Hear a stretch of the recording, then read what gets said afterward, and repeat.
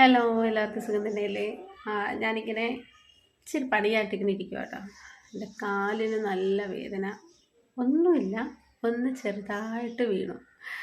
അപ്പം വീണത് ശരിക്കും പറഞ്ഞാൽ എങ്ങനെയാണ് വീണതെന്ന് ചോദിച്ചു കഴിഞ്ഞാൽ എനിക്കറിയത്തില്ല. മോളുടെ സ്കൂളിൽ ക്ലാസ് പി ടി ആയിരുന്നു. അപ്പം പി ടിക്ക് പോകാൻ വേണ്ടി ഇങ്ങനെ റെഡിയായി സിറ്റ് ഔട്ടിൽ നിന്ന് അങ്ങോട്ട് ഇറങ്ങിയില്ല. ഞാൻ താഴെ വീണു. കാലൊന്ന് എന്തായാലും പറയാം, മടങ്ങിപ്പോയി. നല്ല നീരുണ്ട്, നല്ല നീരുണ്ട് കണ്ടോ. എന്നിട്ട് ഈ ഒരു സൈഡിലായിട്ടാണ് പ്രശ്നം പറ്റിയിരിക്കുന്നത്. ഇച്ചിരി മുറിവെണ്ണയൊക്കെ അന്നേരം പുരട്ടിയായിരുന്നു, പക്ഷേ ഒരു രക്ഷയില്ല, ഭയങ്കര വേദനയുണ്ട്. അപ്പം ഇനി ഗുളിക വാങ്ങിക്കണം.